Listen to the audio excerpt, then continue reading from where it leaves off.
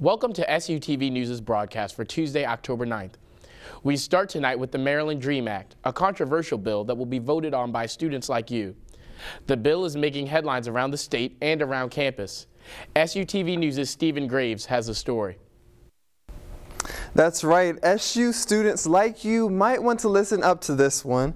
When you head to the polls in November, you'll run across question 4, which is about a bill called the DREAM Act, which allows undocumented immigrants to have in-state tuition.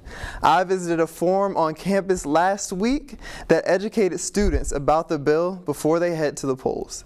Well, delegates and student leaders alike are meeting today for a PACE forum about the DREAM Act. Now, this act is a controversial one, and the leaders would like students to have a better understanding of the bill by the end of this forum. The Maryland DREAM Act is really simple. What it says is that if you are a student that has lived here all your life and have gone to school here, the Supreme Court has decided that any young person who is living in the United States, no matter what their immigration status, should be educated up through 12th grade. Many of my own relatives, like one of my cousins, she is affected by this law, and a lot of my friends are as well. And I also, as Vice President of OLA's, our mission is to spread awareness about the Latino culture and some issues that they face, and a lot of the Latino community are directly affected by the DREAM Act. We have more than 200 trained student leaders across the state that every day are registering people to vote, who are collecting pledge cards. These are not just undocumented students. These are people who recognize that Dreamers are our neighbors, they're in our churches, they're on sports field, and they're in every element of our community. What we have found is that most universities in Maryland, most of them, have space for more students. We're not fighting over seats for students. The only place that is very competitive is the University of Maryland College Park. And so it was based on that competition that we decided to limit the enrollment to four-year college. I'm personally against it. No, it's not that it's personal beliefs, but I don't think that we should be singling out one demographic. If we're going to offer in-state tuition for one group, I personally think it should be everybody, and if they can't accommodate that, then I don't think it should be allowed. DREAM Act, there's nothing in it for U.S. legal residents, for Maryland legal residents, except cost, and unfortunately, you know, we would like to help everyone with our immigration system. We all get that, we all understand that, but ultimately, you have to have a turnstile. You've got to have some limits and some establishment of the law and criteria as to who's coming in and who isn't. It is your privilege, your responsibility to make sure that you understand what the legislation is and then be able to vote. Now, voting takes place on November 3rd, and make sure if you're not registered to vote that you do that soon. With SUTV News, I'm Stephen Graves.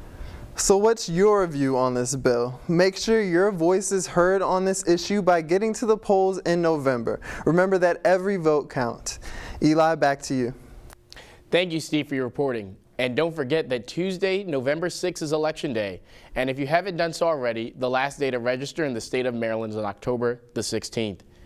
And it seems as though it's time to bring out the winter wear a little bit earlier this year, as temperatures are expected to be 70 or lower for the rest of the week, and they don't seem to have any plans of going back up. There were a record 409 lows reported across the country last week, so it seems as though everyone is being forced to put away those shorts and pull out the jackets. Now on to the Orioles. After 2 games in Baltimore, the Orioles are headed to the Bronx to face off against the Yankees in what could be a 3-game stretch. After a loss on Sunday, the O's were able to pull out a 3-2 win over the Yankees on Monday night.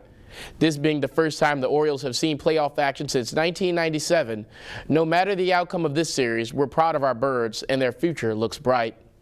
And earlier today, former Penn State football coach Jerry Sandusky was sentenced to no less than 30 and no more than 60 years in prison. Sandusky faced a maximum of 400 years for 45 counts of sexual abuse. Just yesterday, the 68-year-old Sandusky made claims of a massive conspiracy to have him jailed and for his accusers to gain fame. But it seems as though this sentencing is bringing to a close a scandal that shook a state and its biggest hero, and one that rocked a nation. Now on to national politics. The first and only vice presidential debate of this election cycle will be held this Wednesday, and many are looking at this debate as a way for Democrats to rebound after a dismal performance by the president in his first debate against Governor Romney. With the race so tight, every bit of the media attention for either side counts.